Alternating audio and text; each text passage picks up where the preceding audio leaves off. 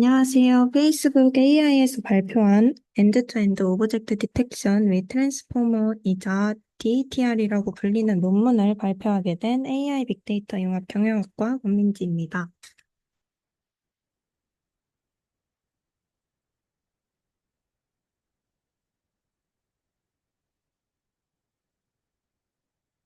발표는 다음과 같은 순서로 진행하도록 하겠습니다. 먼저 본격적인 논문 설명에 들어가기 전에 본 논문에서 주장하는 컨트리뷰션을 설명해 보자면, 첫 번째는 오브젝트 디텍션을 다이렉트 셋 프레딕션으로 정의를 해서 트랜스포머와 바이털 파이트 매칭 로스를 사용한 DETR을 제안한 것이고요. 그리고 두 번째는 DETR은 코코 데이터셋에서 페스탈 RCNN과 비슷한 성능을 보여주었다는 것입니다.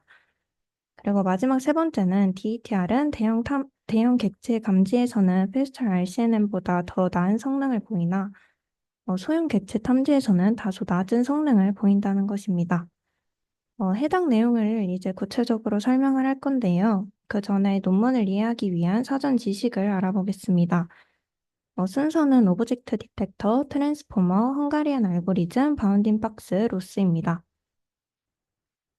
먼저 오브젝트 디텍터입니다. 본 논문에서는 오브젝트 디텍션을 바운딩 박스와 카테고리라는 셋 G를 예측하는 태스크로 정의를 합니다. 이때 해당 이미지처럼 기존의 오브젝트 디텍션 방법은 직접적으로 셋을 예측하는 게 아니라 다수의 프로포절, 앵커, 윈도우 센터 등을 기반으로 셋을 찾는 간접적인 방법에 기반을 두고 있습니다.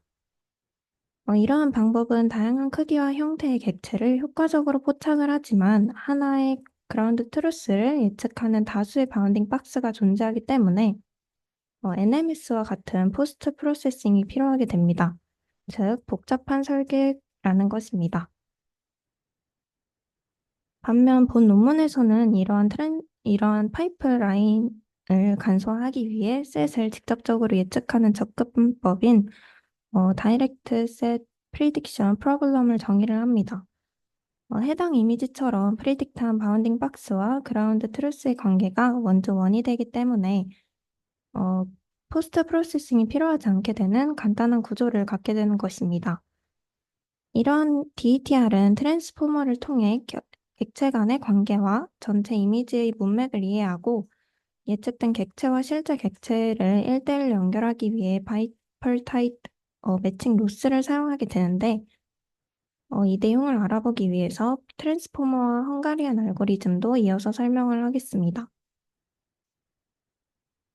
먼저 많이 알고 계신 트랜스포머를 간단하게 설명을 하자면, 트랜스포머는 입력 데이터에서 중요한 정보를 추출하고 출력 데이터를 생성을 하는 모델입니다. 이를 위해 입력 데이터 간의 상호작용을 고려를 하는 셀프 어텐션 메커니즘을 사용합니다. 트랜스포머의 과정은 먼저 임베딩된 시퀀스를 인코더에 넣어 시퀀스들 간의 관계를 파악하여 변환하고, 이후 디코더에서는 인코더에서 변환된 데이터를 받아 최종 출력을 생성하게 됩니다. DETR에서의 트랜스포머는 기존의 트랜스포머와 약간의 차이점이 있지만 이 내용은 추후에 설명하도록 하겠습니다. 앞서 설명한 다이렉트 셋 프레딕션을 위해 DETR은 프레딕트 바운딩 박스와 그라운드 트루스를 1대1로 매칭해야 하는데요. 이를 위해 DETR은 헝가리안 알고리즘을 활용한 바이펄타이트 매칭을 통해 로스를 정의합니다. 이때 활용이 되는 헝가리안 알고리즘에 대해 설명을 하자면, 헝가리안 알고리즘은 두 집합 사이를 1대1로 매칭을 해주는 알고리즘입니다. 이때 각 매칭을 할 때마다 코스트가 발생을 하는데 이 코스트를 최소화하는 매칭을 찾아주는 역할을 합니다. DETR에서 알고리즘이 활용되는 과정을 좀 더 구체적으로 설명해 보겠습니다. 프리딕티드 바운딩 박스와 그라운드 트루스 바운딩 박스 간의 코스트를 계산하여 코스트에 대한 행렬을 만듭니다.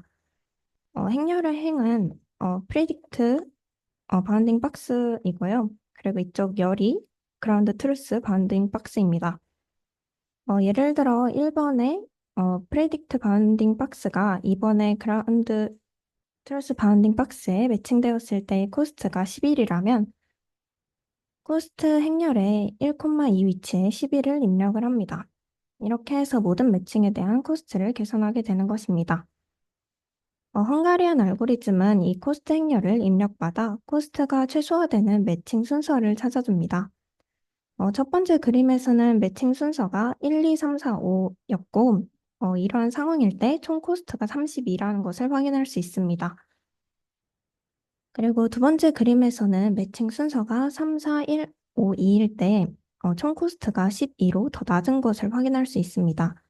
헝가리안 알고리즘은 이렇게 코스트가 최소화되는 매칭 순서를 찾아줍니다.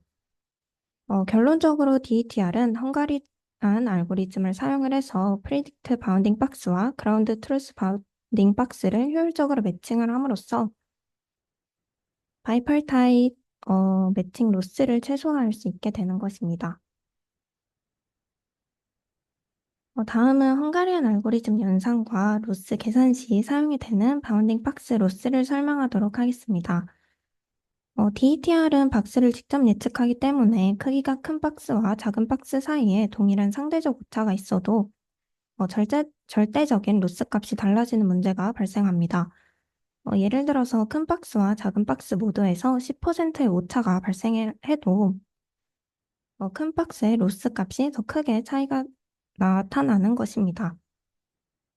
이를 해결하기 위해 DETR은 L1 로스와 Generalized IOU 로스, 즉 GIO를 이렇게 두 가지 로스를 선형 결합해서 로스를 계산을 합니다. 이때 GIOU를 쉽게 설명을 하자면 IOU는 두 박스가 얼마나 겹치는지를 측정하는 것인데 GIOU는 여기에 더해 두 박스가 얼마나 멀리 떨어져 있는지도 고려를 하는 것입니다. 이렇게 정의된 로스는 다음과 같고 이러한 과정은 다양한 크기의 박스에 대해 일관된 로스 값을 제공을 하여 더 정확하게 객체 탐지를 할 수 있게 합니다. 이제 본격적으로 논문 내용을 설명하겠습니다. DETR의 구조는 해당 사진과 같은데요. 앞서 말했듯 DETR은 포스트 프로세싱을 생략을 하는 효율적인 파이프라인으로 이루어져 있습니다. 구조를 간단하게 설명을 하자면 먼저 CNN 백본을 통해 입력 이미지에서 피처맵을 추출하고 이 결과를 가지고 트랜스포머를 통해 최종 예측을 병렬로 생성을 합니다. 이때 학습은 앞서 설명을 했던 바이펄 타입 매칭을 사용을 해서 예측이 된 객체와 실제 객체를 1대1로 매칭하여 중복 예측을 방지하며 매칭이 되지 않은 예측은 노 오브젝트 클래스로 분류하여 처리를 합니다. 해당 구조에 대한 설명은 뒤에서 더 자세하게 설명을 하겠습니다. 이어서 자세한 DETR 아키텍처를 설명하기 전에 오브젝트 디텍션, 셋 프리딕션, 로스를 설명하겠습니다. 디텍션 태스크에서 다이렉트 셋 프리딕션을 위해선 두 가지 요소가 필요한데요. 첫 번째는 그라운드 트루스 박스와 프리딕트 박스 간의 유니크 매칭을 할당하게끔 하는 셋 프리딕션 로스가 필요한 것이고, 그리고 두 번째는 오브젝트를 예측하고 이들의 관계를 모델링하는 아키텍처가 있어야 한다는 것입니다. 먼저 셀 프리딕션 로스는 앞서 설명했던 바이펄 타입 매칭 로스와 바운딩 박스 로스입니다. DETR 모델은 트랜스포머의 디코더를 통해 고정된 크기의 n개의 예측을 생성을 하고 클래스, 위치, 크기와 같은 예측된 객체를 그라운드 트루스와 비교를 해서 점수를 매기는 학습을 진행합니다. 이때 헝가리안 알고리즘을 사용한 바이펄 타입 매칭 로스로 예측된 객체와 실제 객체 간의 최적의 1대1 매칭을 찾습니다. 최적의 매칭이 결정이 된 후 매칭된 쌍에 대해 바운더리 박스의 점수를 매기는 바운더리 박스 로스를 활용을 하게 되는 것입니다. 해당 공식은 이런 식으로 되어 있습니다. 그 다음 DETR의 아키텍처를 구체적으로 보겠습니다. DETR은 CNN 백본, 트랜스포머, FFN, 피드포워드 네트워크로 구성이 되어 있습니다. 먼저 CNN 백본부터 보겠습니다. 인풋 이미지를 CNN 백본을 통과시켜 피처 맵을 뽑아내는데 이때 피처 맵이 트랜스포머에 들어갈 수 있도록 처리해줘야 합니다. 구체적인 처리 방법을 설명을 하면 먼저 입력 이미지의 크기는 H 곱하기 W이고 이미지가 CNN을 통과를 하면 저해상도의 피처맵 C 곱하기 H 곱하기 W가 생성이 됩니다. 여기서는 레즈는 50을 사용하기 때문에 C는 2048, 그리고 H는 32분의 H, 그리고 W는 32분의 W가 됩니다. 그리고 피처맵에 원바이원 컨볼루션을 적용을 해서 채널 수를 D로 줄여서 결과적으로 피처맵의 크기는 D 곱하기 H 곱하기 W가 됩니다. 이후 트랜스포머에 입력을 하기 위해서는 2차원이어야 하기 때문에 3차원 피처맵 D 곱하기 H 곱하기 W를 2차원 형태인 D 곱하기 HW로 변환을 합니다. 이어서 다음은 트랜스포머의 인코더 부분입니다. 해당 부분은 CNN에서 추출이 된 피처맵을 입력으로 받아서 어텐션 메커니즘을 이용해 픽셀들 간에 어떤 관계가 있는지 글로벌하게 학습하게 됩니다. 구조를 간단하게 설명하면 D 곱하기 HW의 피처 매트릭스에 포지셔널 인코딩 정보를 더한 매트릭스를 멀티헤드 셀프 어텐션과 FFN에 통과를 시키는 것입니다. 이땐 트랜스포의 특성상 입력 매트릭스와 출력 매트릭스의 크기는 동일합니다. 그리고 디코더 부분입니다. 디코더 파트에서는 입력 이미지를 처리하고 그 이미지 안에 객체를 찾아내는 과정을 수행을 합니다. DTR, 디코더 진행 순서를 말을 하자면 먼저 오브젝트 쿼리스를 입력으로 사용하고 이후 셀프 어텐션을 통해 쿼리 간의 관계를 학습합니다.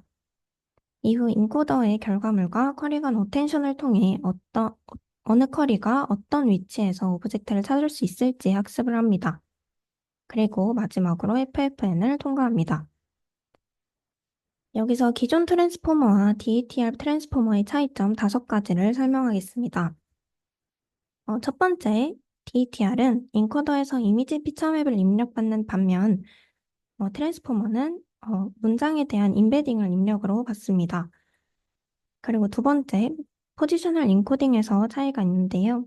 기존 트랜스포머와 다르게 DETR은 2D 크기의 피처맵을 입력으로 받기 때문에 이를 처리하기 위해 2D 공간 포지셔널 인코딩을 사용을 합니다.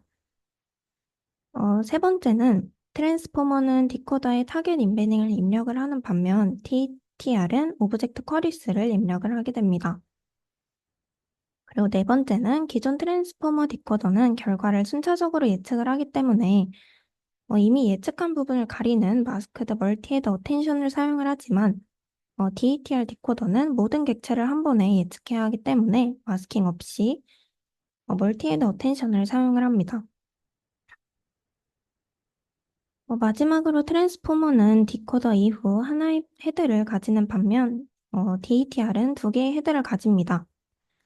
트랜스포머는 다음 토큰에 대한 클래스를 예측을 하기 때문에 하나의 리니어 레이어를 가지지만 DETR은 이미지 내 객체의 바운딩 박스와 클래스를 예측을 하기 때문에 각각을 예측하는 두 개의 리니어 레이어를 거치게 되는 것입니다. 여기서 오브젝트 쿼리스에 대한 이해를 위해 추가적으로 설명을 하겠습니다.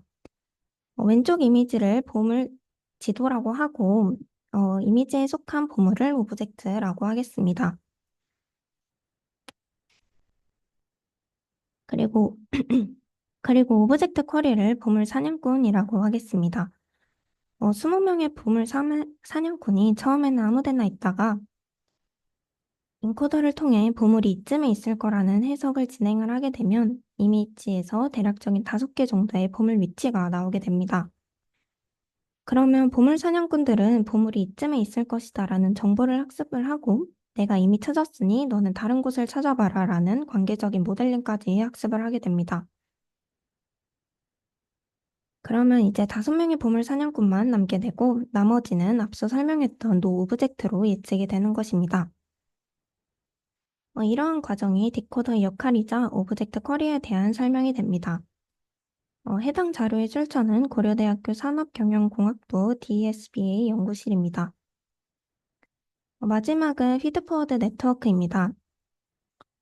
디코더에서 출력을 한 아웃풋 인베딩을 3개의 리니어 레이어와 렐로 활성화 함수로 구성된 FFN에 입력을 해서 클래스와 바운딩 박스의 크기와 위치를 동시에 예측을 합니다. 이때 앞서 설명했던 바이펄 타입 매칭을 통해 각 바운딩 박스가 겹치지 않도록 하는 것입니다. 최종적으로 해당 내용을 정리해서 설명을 하자면 DETR은 바이펄 타입 매칭 로스와 트랜스포머를 사용한다는 특징이 있는데요. 아키텍처를 전체적으로 보면 어떤 이미지에서 피처를 추출하기 위한 목적으로 CNN 백본 네트워크가 사용이 됩니다. 그 다음 이미지에서 각각의 상대적인 위치 정보를 담기 위해 포지셔널 인코딩을 추가를 한 후 인코더로 데이터가 들어가게 됩니다. 여기서 각각의 픽셀 정보들은 시퀀셜한 데이터로 분류가 되어서 트랜스포머 아키텍처에 들어가게 되는데 이때 각각의 데이터들은 D라는 디멘션을 가지는 이미지 피처로서 구성이 됩니다. 쉽게 말을 해서 각각의 픽셀이 가지고 있는 이미지 피처 정보들이 시퀀셜하게 처리가 되어서 인코딩을 수행을 하는 것입니다. 이후 인코딩이 된 정보가 디코더로 들어가는데 디코더는 몇 개의 오브젝트 쿼리를 거쳐서 나온 결과가 각각의 오브젝트에 대한 클래스 위치나 오브젝트가 존재하지 않는다, 즉 노 오브젝트라는 결과를 알려줄 수 있도록 분류가 되는 것입니다.